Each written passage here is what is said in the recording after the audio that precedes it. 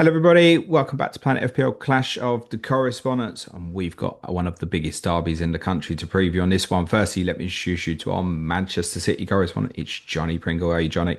Yeah, good. Thanks, James. Thanks for having me on again. Good man. And our Manchester United correspondent, Alex Trembath, in for Clash of the Correspondents debut. How are you, Alex? Very well, thanks, James, and welcome back from jury service. Although it's been a few days.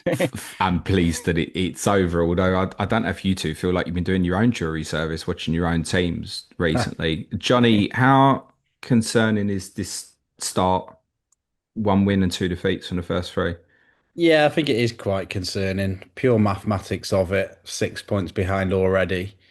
Um, I think in the title races with Liverpool, where it went up to like nearly 100 points, I think we'd be bang in trouble. But yeah, it's not a good situation to be in. I think away from, like I said, the pure results as well. I think there are some concerns there. I think the mood amongst the City fans has fallen off a cliff like quite quickly from the high spirits of the Wolves game um, to where we are now. I think a lot of predictions have changed, probably including my own. And yeah, questions are starting to be asked again. Is it just a case that this is two bogey teams in Tottenham and Brighton? Can there be an element of that in this in any way? I mean, particularly the Tottenham record. We do it every year. It's bizarre, mate. Yeah, there can be. There can be. I think it's just the repeats of what we saw last season. I think the one of the most jarring concerns for me, and I think other fans, is the sort of lack of character when we went down, or just when the events of the game unfold, like when you guys went 1-0 up, when Brighton equalised. City of the past would it sort of wake them up, Yeah. and we really sort of hit back hard. I think yesterday when Brighton equalised, that's the stats that came up on Sky from the 60th minute onwards were really damning. You're so used to City just bossing a game, creating chance after chance, but we just couldn't get a foothold yesterday at all. And you were there at the Spurs game, and we just looked toothless second half. I don't know. Obviously, you probably were nervous, but it didn't feel like I wasn't. we were going to score. I wasn't. Weirdly, I was probably more nervous during the 4-0 last year because at least in that one, you'd be creating loads of chances, actually. In this one, no, that's the first time I've been there and it's felt really comfortable. And I think that my team played well on the day, but it felt just as much a reflection of your team as well. We'll come back onto that. Alex, your team, is it a bad start or not? You played well against Arsenal. You drew at Fulham. It's not an easy place to win. You got the 3 points at the weekend. You're on one more point than Johnny's team. And yet we're talking about many people think the manager's got to go. This is the thing with Manchester United this season. What I'd say is that the consequence of what happened last season, and I won't sugarcoat anything, that like finishing 15th is never going to be acceptable for Manchester United. There's all sorts of context around that. There are not explanations or excuses, and you can't excuse what happened with our league season. But in terms of the start this season, the consequence of that is that there was always going to be very little wriggle room for us to get off to a bad start in terms of results. I think there have been plenty of positive signs in the Premier League games, at least. The first halves of all three games, I think we've been very, very good. We were pretty unlucky not to get some kind of result against Arsenal. We've conceded 6 goals in the 4 games we've played so far. That's including the Grimsby game. 4 of those goals have been glaring goalkeeper errors. I think if you have that personnel there, if you have a competent goalkeeper, then the performance at Grimsby was a complete mess. Let's be honest, in the first half, particularly. But at the same time, if you've got a competent goalkeeper there, it's just going to be a footnote in history that we probably come away with a 1-0, 2-0 win or something. Against Arsenal, we had, I think, the better of that game potentially. Again, we lost due to a goalkeeping error. Against Fulham, we really fell off in the second half. But I think there are positive trajectories that we can point towards. We are as it stands, top in the Premier League for XG. We're creating more chances than we were last season. We're taking a lot more shots, I think is the most interesting thing. I think like our average shots per game has gone up from something like 13 over the course of last season to 9, obviously a very small sample size for the start of the season. But I think that there are signs that we are going to be we're going to pose a lot more of a threat going forward this season. But also, I think there's because of that consequence and because of those fine margins and the noise around Manchester United and the scrutiny that we'll always be under, that puts a lot of pressure on the players. And the more that that gathers around, the more that these stats can be churned out that we haven't had 2 back-to-back Premier League wins, the more difficult it is going to be to break away from that. But I'm nowhere near thinking that the manager should be relieved of his duties. So you're very much in terms of. So would you be just hypothetically you got sacked tomorrow? Would you be disappointed? I would be gutted. I'll be honest. So, I mean, what I feel like the framework for sustained success at the top level of football really has been clubs that I'm thinking of at the very top, clubs like Liverpool, what they've done with the turnaround with their owners and what they did with Jurgen Klopp, and sticking by something that had lots of frailties in the early periods, but then backed it over a period of time. It took Klopp 5 years to win the title. But even clubs like Brentford, Brighton, when Brentford appointed Thomas Frank, he lost to 8 of his first 10 games. That first season in the Premier League, they went on a run of, I think, 7 out of 8 losses, and a lot of clubs pulled the trigger then. Obviously, a very different situation at Manchester United, but I feel like I want to see us back this project to the point at which we've given it a proper chance. And I think that really is not it. It needs to be given more than 10 months, more than 2 transfer windows. There are a lot of problems to sort out with our squad. Not everything has been done perfectly, and there are still huge question marks, especially around the central midfield issue right now. But I want to see us back this project and let it run its course. And I will, even if we have bad results after the international break and he's sacked in October, November, I think I would still be disappointed at that point. There's a devil's advocate to this in terms of, many people think the system just will not work. And I totally get what you're saying about, give it a bit more time. There are holes there. Goalkeeper we'll get onto in a sec. Central midfield, I think, is definitely an issue.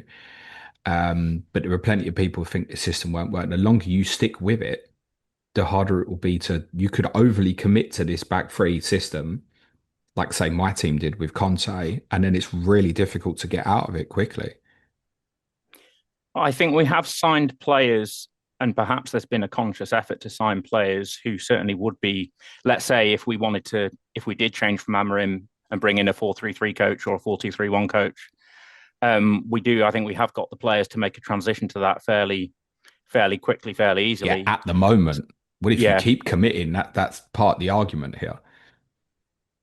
I think we all think that you could play a back 4 tomorrow. This is part of the argument as well. Many of us think you could switch to a back 4 tomorrow and probably look better.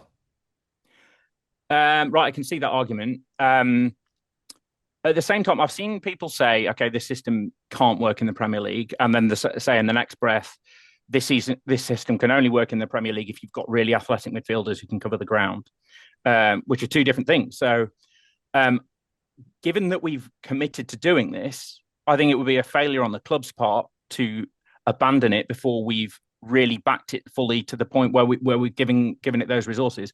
I understand what you're saying, and I accept that there are certain risks involved in that. There are already lines that we've stepped across in terms of letting players like Garnacho go. I think Garnacho could have had an incredibly high ceiling at Man United if we'd signed a different coach. Let's say if Ten Hag had worked out at United, he may have ended up having maybe he would have been going from United to Real Madrid in 2 years, or maybe he'd have been succeeding at Old Trafford. But but these are risks that we need to take. I think if we really want to re-establish ourselves as the club that we feel we should be, competing for titles, then I think that we need to properly back a project. And if it doesn't work out, then we'll deal with that. But as it stands, the squad I think could adapt quite easily back to a 4-2-3-1 or another system. Okay, I agree with you that I don't think it's time just yet but I think the Grimsby result was a push too far for many people. It will get forgotten. I mean, if you do things like win at the Etihad, it will certainly help, for example. And I agree with you. I don't think there's a rush from the ownership to be even thinking about changing manager unless the position becomes untenable.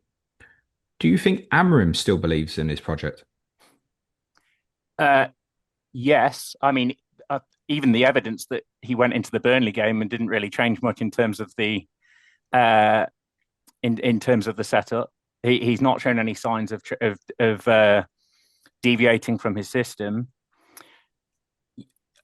Perhaps you're referring here to We think that he offered his resignation at some point, right? Maybe after the Europa League final, possibly. It was reported, but then how serious was that? I don't know. Who knows what went on behind the scenes there? Maybe it was an optics thing. Maybe it was to give an impression that it was an acceptance that things weren't going well enough. I don't know. But And also the comments after Grimsby were alarming. And I know he's kind of since clarified that a little bit, but that there were kind of hidden messages in there. You know, the players spoke tonight. What was that? it was deliberately cryptic, but at the same, I mean, first of all, um, the players deserved criticism after that performance, Also especially in did. the first half. So does he as well, though. And I also want to say as well that I think sometimes when it comes to lead in terms of especially sort of male leadership qualities in a top football coach, it's often, I think it can be over criticized when coaches or managers have a leaning towards showing their emotions like that. But I also think that there are some positives to that. And I think very clearly Amorim has a very good relationship with his, not maybe perhaps not the bomb squad, but for his players that are the ones he considers to be part of his squad, his team, his system. I think he clearly has a very positive relationship. I don't think he's lost any of his players. I think they are playing for him. And I think part of his connection with them is his relatability. And I don't think it's always a negative to show your emotions and put them on the table like that.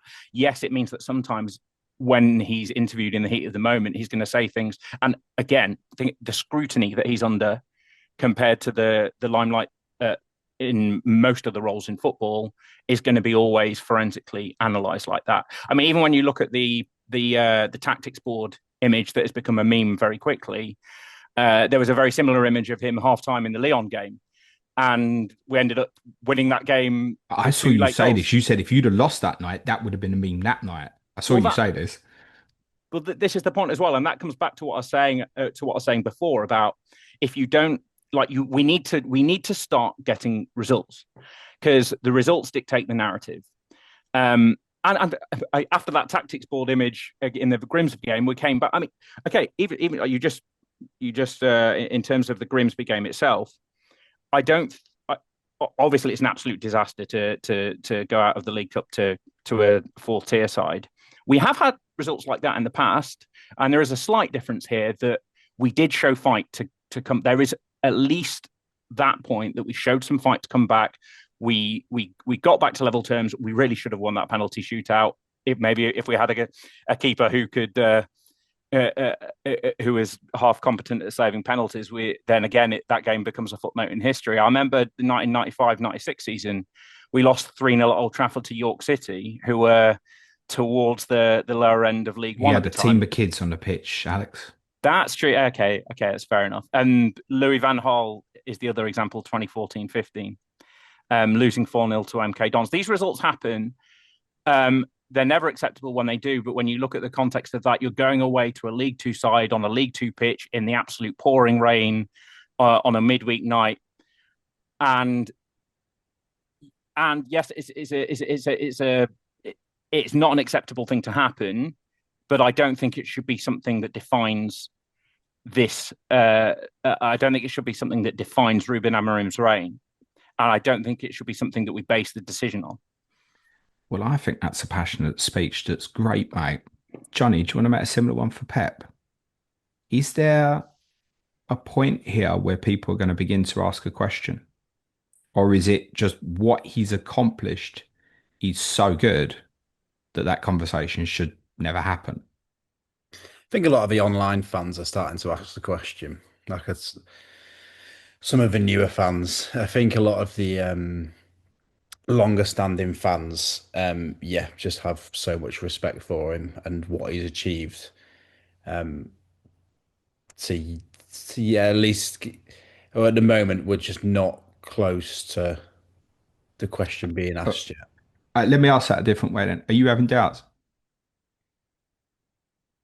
I think the fact, obviously, I'm hesitating maybe thinks that like yes, like ever so slightly in like the single figure percentages.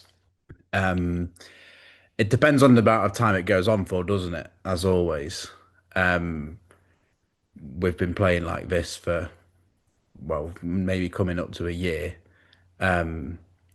We've played badly under Pep before, and he's turned it around, but it's never lasted, say, more than 18 months. So I think if we started to get towards the end of the season and or in the second half of the season and things were looking grim, maybe that's where questions might start to be asked. So if the derby went wrong and then you're well beat at the Emirates, you know that others are going to have the kind of same microscopic focus on it, like we've just obviously discussed with Alex. Yeah. It'll come your way, right? It'll have to eventually. Yeah, yeah, you think so? I do think there is a little bit. I think sometimes City are and Pep are probably a little bit protected from the questioning that, say, United, Liverpool, Arsenal, Chelsea get. There's obviously an argument about how big a club City is. I think that actually this is one of the reasons why United don't help themselves is because there's such a media sort of like furore around every manager that they get. But yeah, you could see it. You could see sort of the question starting to get asked if those two results didn't go our way. I did a piece on Tottenham actually after we played at your place last week, and I spoke about kind of concerns about almost how long Pep's been at the top, right? And I think it's probably fair to say he's probably been with you probably much longer than you'd expected. Yeah. Remember, he did short spell at Barca, short spell at Bayern. What we in now, Johnny? 9 years or so?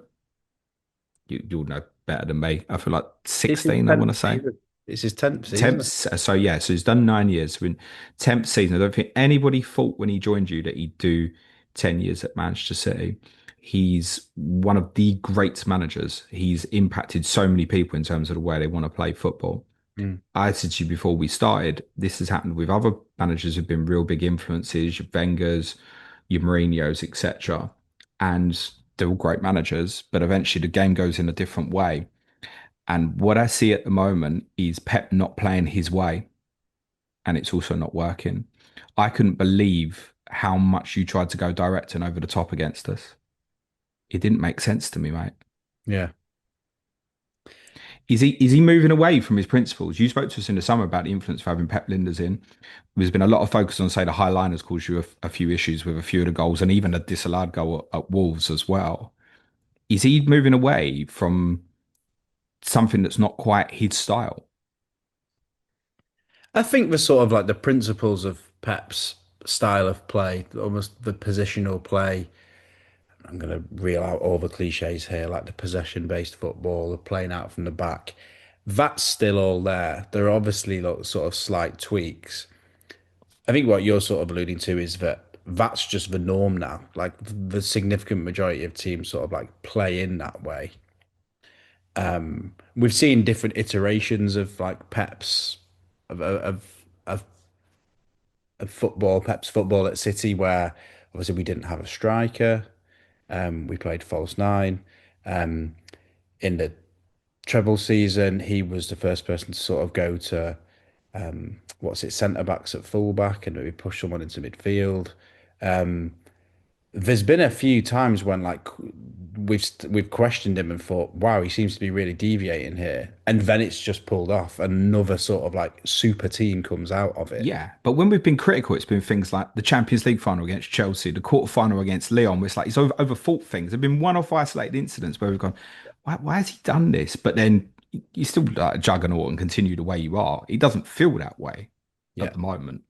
And I suppose the argument on the other hand is it the players? I think there is a feeling amongst City fans that the quality of the squad has just gradually dropped off from the treble to a point now where you look at it and you think, okay, in some positions we just don't have the same quality. So I guess the argument against that would be if you think of the midfield that started in game week 2 against my team, Yeah, Gonzalez, Reinders, Cherky, and out wide Marmoush, and a young boy in Bob. yeah. That's like almost like a completely new team, and it still wasn't right. That's what it felt like, was just a Yeah. completely new team. That's what we all said after the game, was just it was like you'd thrown a bunch of strangers together, and that's what it was. They might click, and we might look back later in the season and think, oh, wow, they are a bunch of good players. Maybe it was just too early for them at the start of the season. But we're looking at the players on the bench like Edison, Foden, Rodri, Bernardo. It was just like, get these lads on. Like we trust them a lot. It's But been then an the accusation in the past is it was going stale. You needed new yeah, energy. yeah, So yeah, yeah. balance. It was interesting. Everyone loved that lineup against Spurs. Yeah. And 2-0 down at half time. We're thinking, right, get the old lads back on. Yeah, well, you spoke to us about the Unks in on correspondent week. So Yeah. yeah, it looked like we're not sort of saying, oh, that's high energy there, but it was failings in terms of the press at the top end. I mean, Pep changed who went and pressed with Haaland 3 times in the first half. Yeah.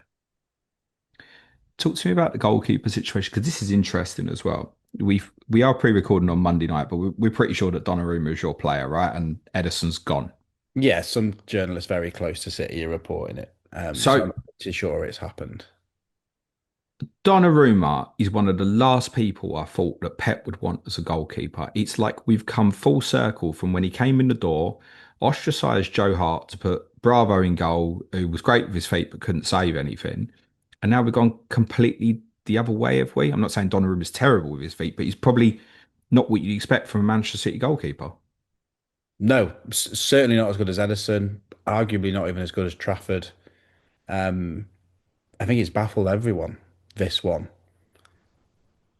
I just don't get what the thought process is. Like, people are putting sort of like two and two together and maybe stringing together a narrative of. Well, we talked in the summer already about how the Trafford deal sort of felt too good not to do. Homegrown buyback clause, just get him because one of the keepers is going to end up going.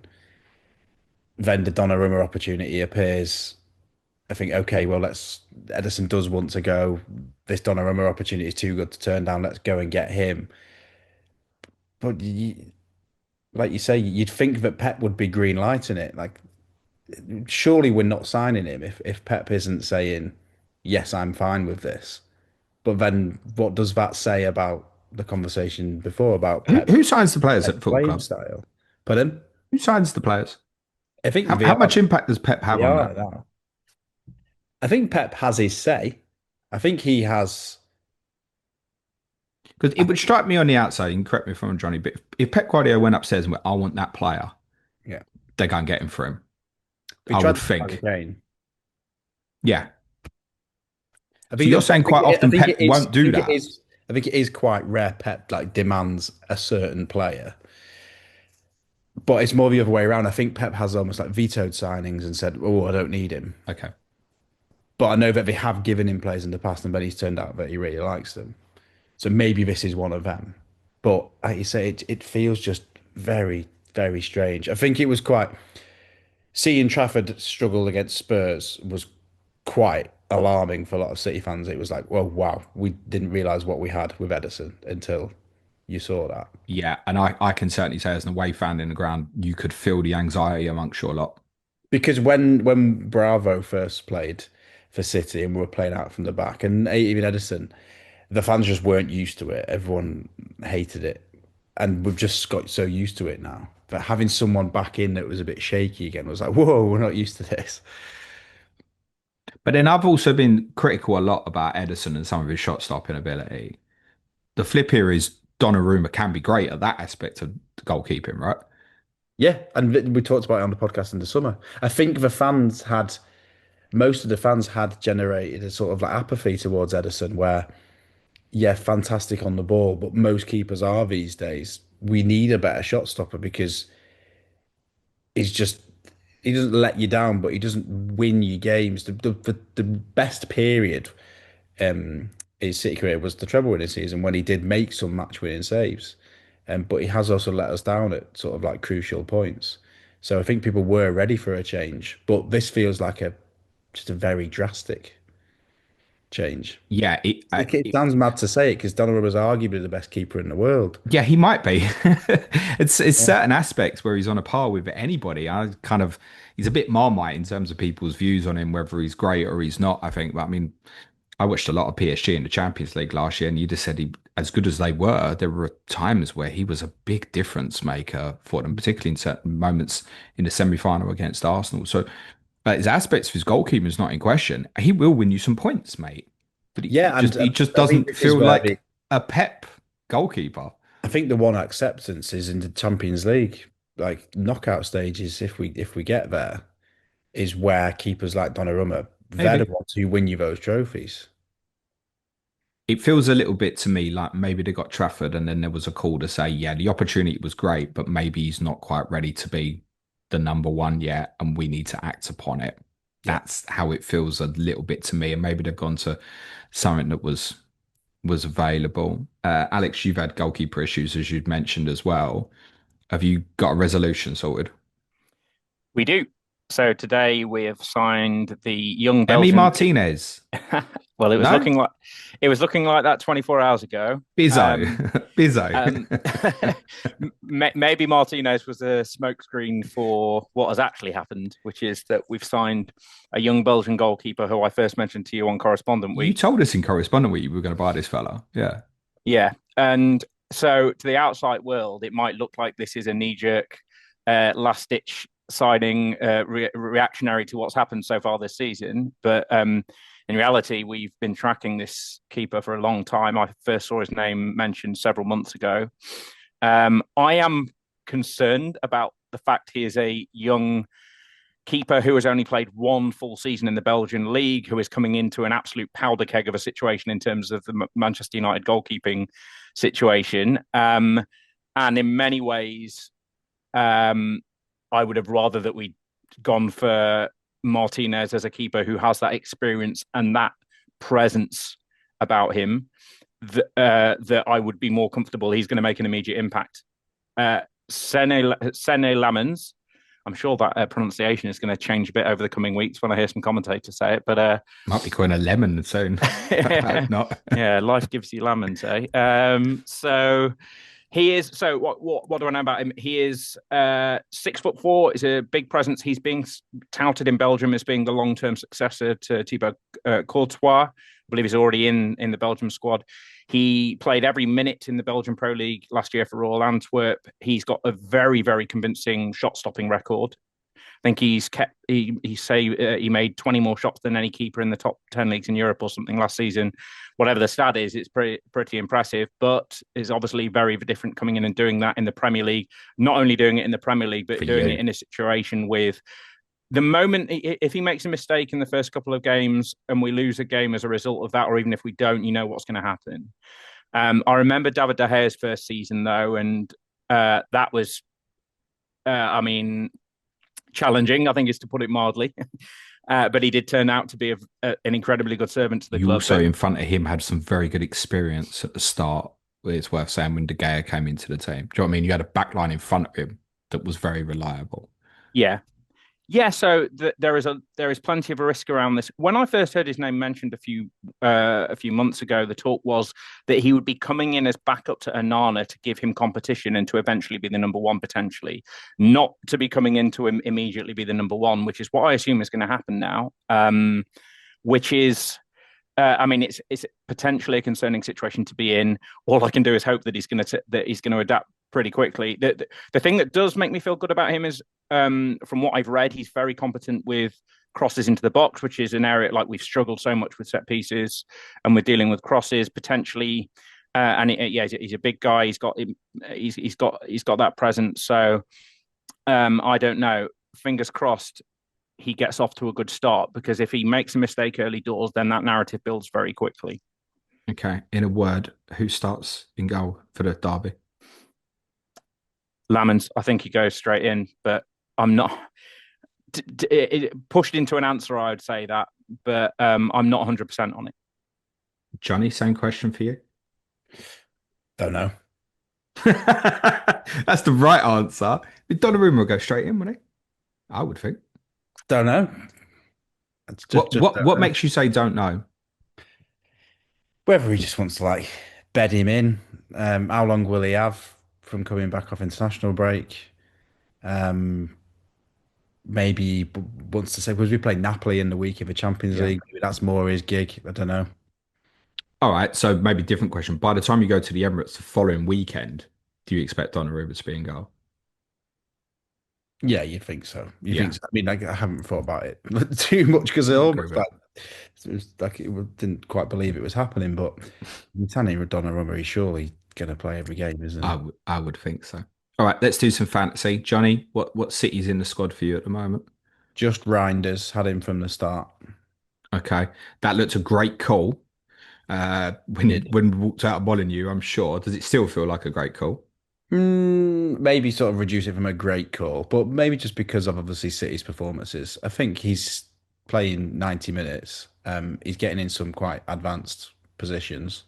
Um, he obviously hasn't got the chances in the last couple of games that he maybe did, obviously against Wolves. Um, but he's still up there. I don't think it's panic stations with him yet. If you're on wild card, do you think you'd still go there? Mm, probably. Again, maybe it's just my City bias, but I probably would hold him. Okay. I mean, the next couple have challenges. Uh, Probably the intensity of the games as much as anything with the next one. Then obviously the trip to Emirates stuff. Then there's a good fixture.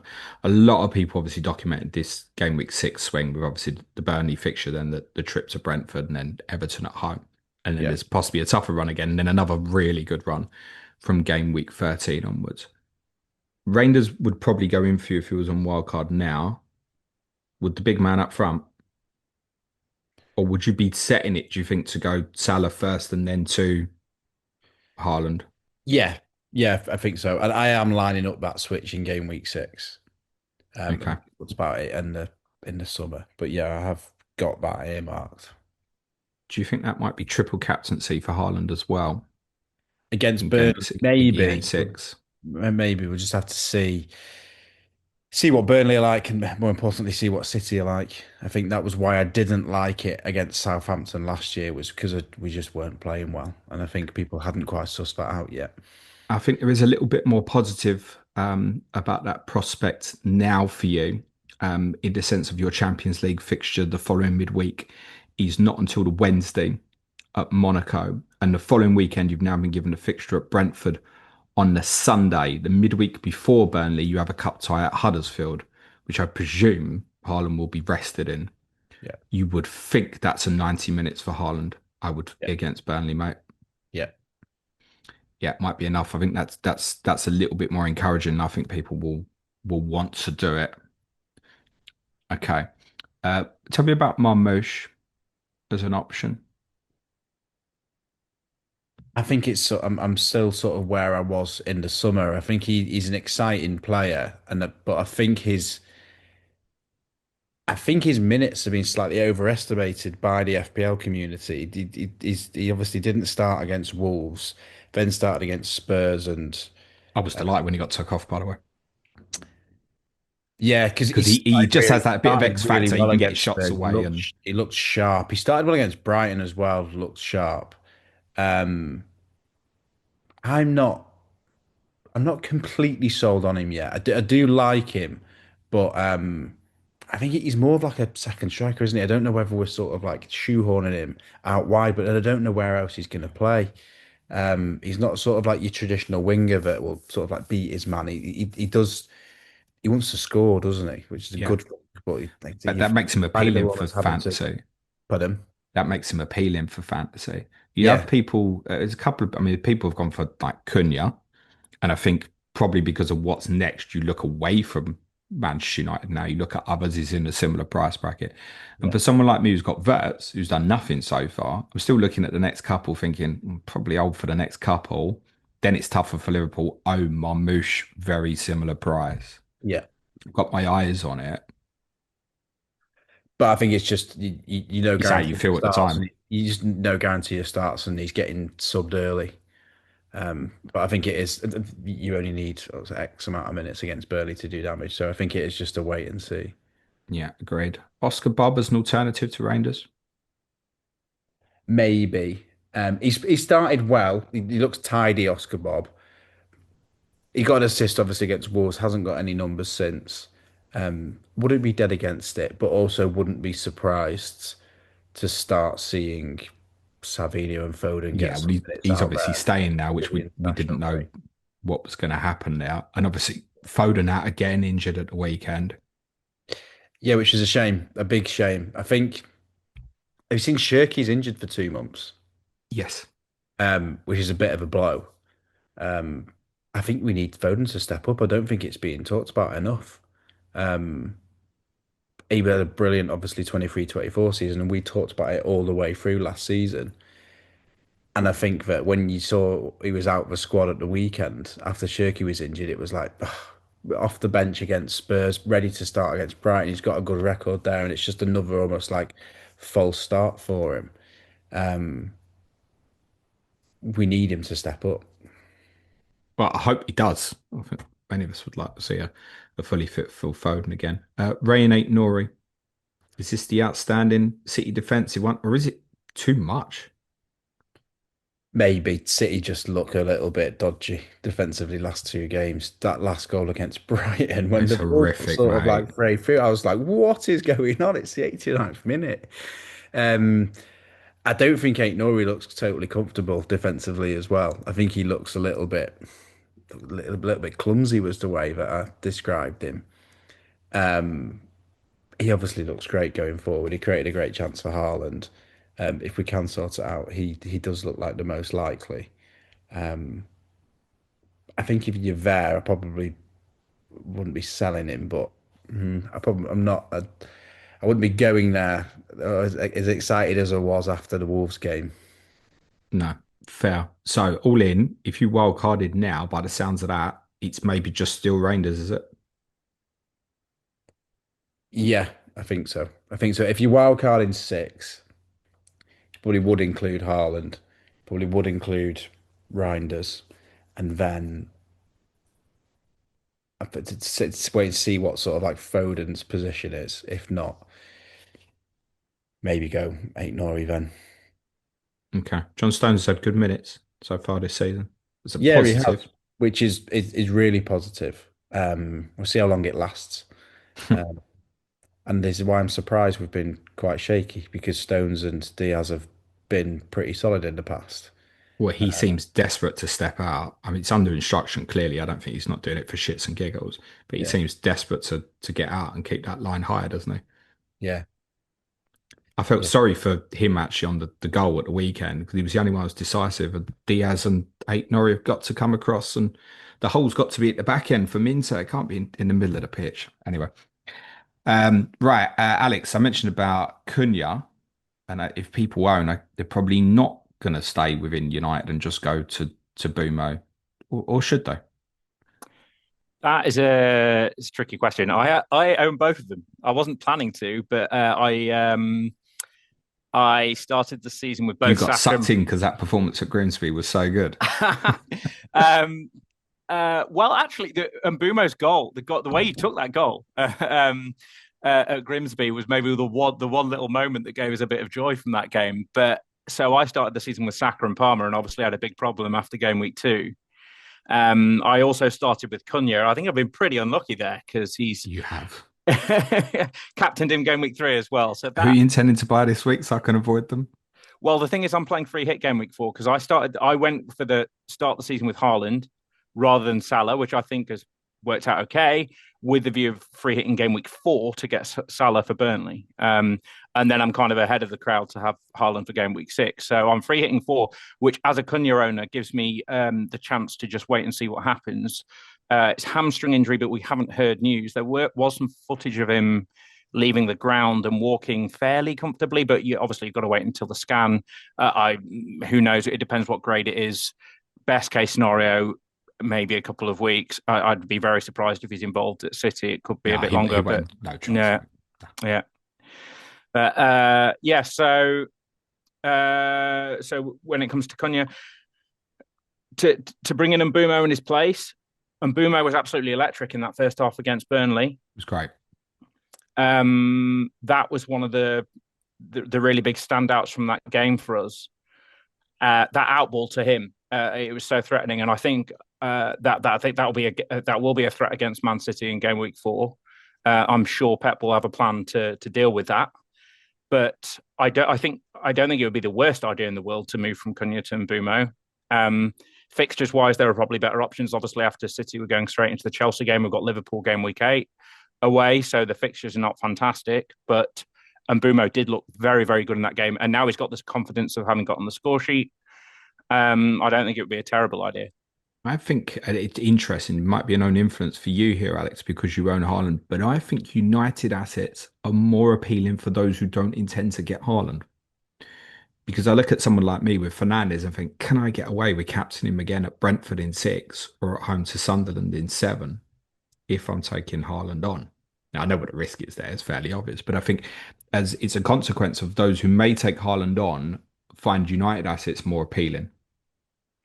So you have that there as a captaincy option? Well, at the Yeah, moment, yeah, I mean, if game week 6 was happening now and I didn't make a transfer, I'd probably captain Bruno away to Brentford. There's no guarantee that I'm going to go for Haaland. yeah. I'd I, like to buy Marmoush with some clarity and just stick it on him, Johnny, to be clear. But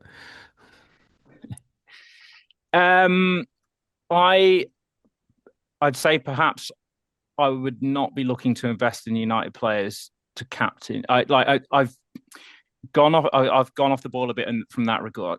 So I was quite happy taking a punt on a United captain home to Burnley. I guess get game week 7 for a fixture like home Sunderland. Away to Brentford, I wouldn't be so keen on that. I'm sure there'll be better options that week. Is it not? Even I know Villa have started even yeah, it's far like worse than we have. any But Manchester City player that week is a yeah, better option. But it's knowing the team, isn't it? yeah. So look, and even like Bruno Fernandes, we have this conversation on Correspondent Week, but you're going to be reliant a little bit on us getting penalties. We've had 2 penalties so far. Has obviously missed one of them, and I do still think that the majority of the goal share will be when he's fit, Matheus Cunha, and now I've had a look at Mbeumo for the first 2 or 3 games. I feel like they've got the higher ceiling. So if I'm going to captain a player, I'd feel more comfortable with that kind of player. Fair. I mean, the only thing I'd add on is a lot of those quick transitions into Bumo inevitably came from Fernandez playing him away, right? Of course, yeah. So yeah. Would you sell then? Or so let me put it a different way. You're obviously in a situation with Cunha that you can come back and wait for. Let's say they're both available for Chelsea at home. You just hold, or are you looking to move one of them on, do you think? I expect if I've got no other issues, to be honest though, my approach at this stage of the season, and it's perhaps to do with my style of playing FPL, I would much rather roll in that situation and have the transfer. I don't mind keeping them for a fixture like Chelsea at Old Trafford. That I think that having the transfer in hand is going to be a lot more valuable in that situation. If there was a big opportunity for a player who's kind of emerged that's got great fixtures coming in that run, then maybe. But I generally in that kind of situation, I'm gonna look to hold them.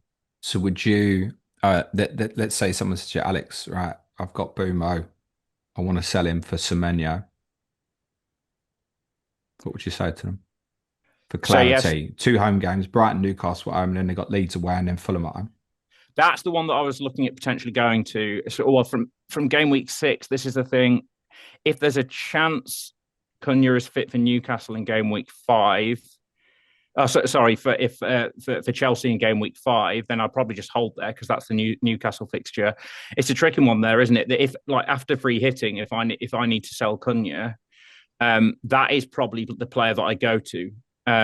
Despite game week 5 not being an ideal fixture because he's got then a very good run of 4 games. It's Leeds, Fulham, Palace, Forest after that, isn't it, as well? With that Newcastle fixture in 5, that's 3 days after Newcastle play Barcelona. So might even look all right as well then. Yeah. Yeah, there is Good to. that. What would you say to Dorgu owners?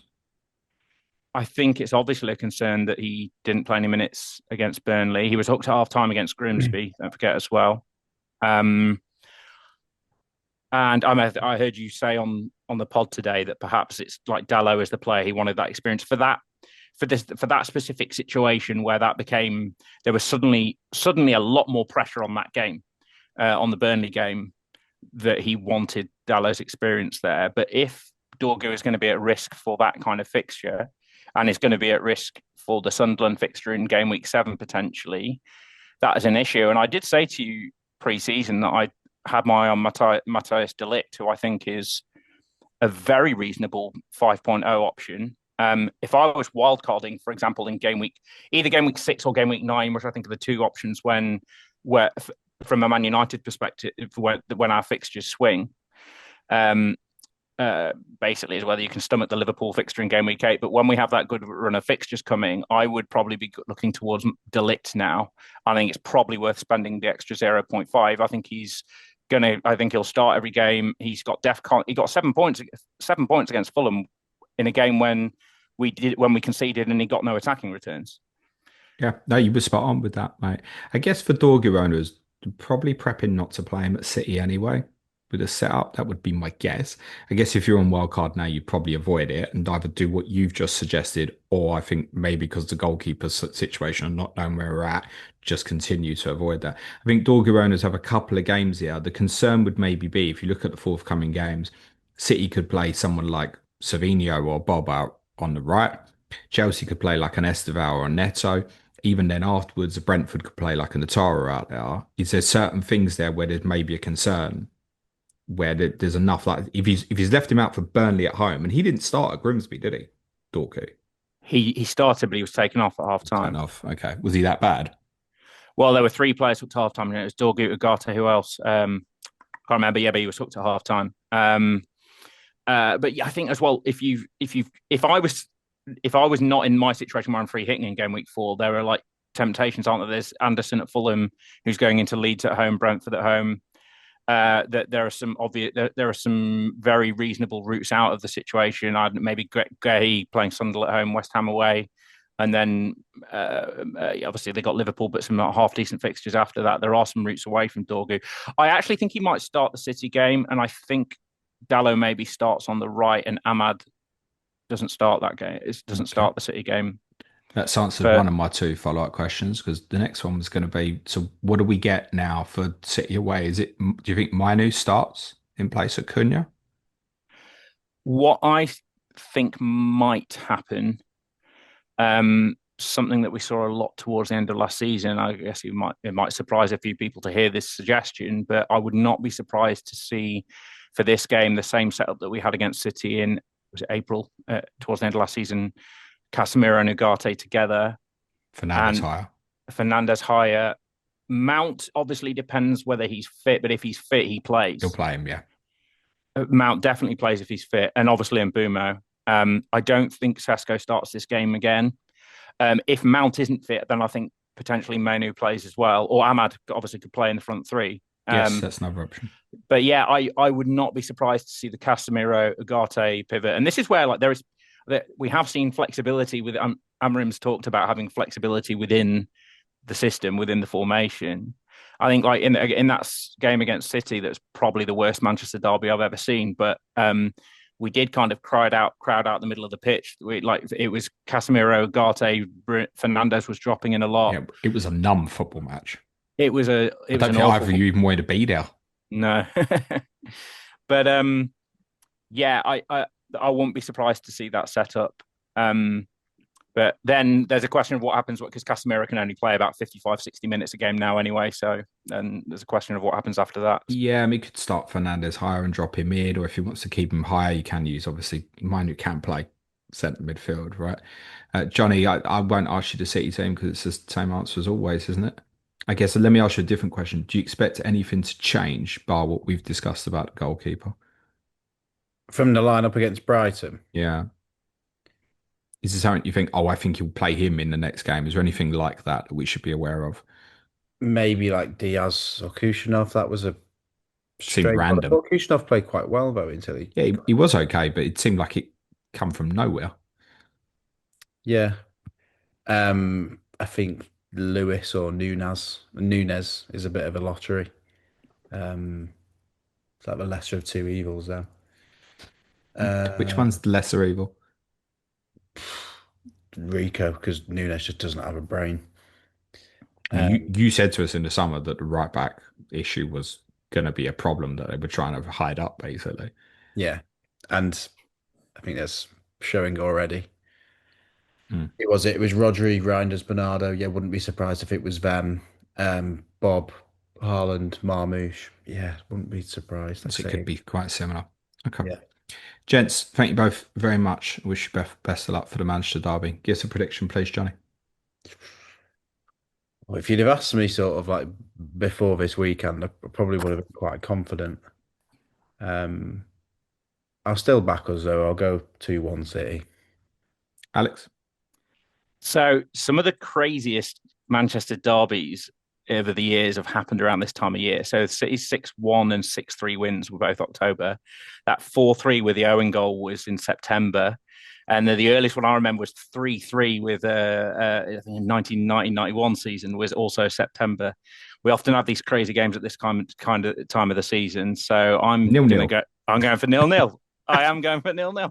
Are you really? Yeah, genuinely. I think some reasoning behind that is that I maybe there'll be some overcompensating for our counter-attacking for our transition threat, which I think is a little bit what happened in April. That it was a bit wary of that and played a very sort of narrow shape. But yeah, I think it might be a very cagey game, very nervous from United's part, and it will be a pretty boring game to watch and finish 0-0 would be my prediction. I think we should acknowledge that Amrim's games against the best sides in this league, of which City are one, you won there last year. Admittedly, City were in a really bad moment at that period, but although you were as well, you won there. The 0-0 you spoke of, the performances against Arsenal, you've actually done all right in all of the games Yeah, against Arsenal, bar maybe the second half when you lost 2-0 there got away from you before the FA Cup third round game. You could have won at Anfield, definitely. You lost narrowly at Stamford Bridge towards the end of the season before the Europa League final, played all right. yeah. Europa League final was another game.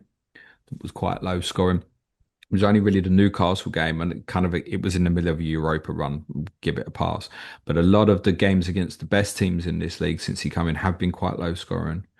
And I think this will probably be similar. I'd still give you Johnny's team the edge with home advantage though, but I don't think it will be one of those mad ones. I think it'll be quite low scoring as well. Gents, thank you both very much. Johnny, anything we'll plug before we finish? Just my X account, so FPL Pringle for FPL stuff and MCFC Pringle for some more cynical takes on City. Good stuff, mate. Yourself, Alex? Yeah, I'm at FPL Odyssey on X, and yeah, just chat United and FPL stuff on there. So yeah, that's it. And Planet FPL Patreon, of course. Good plug, Alex. Thank you, my friend.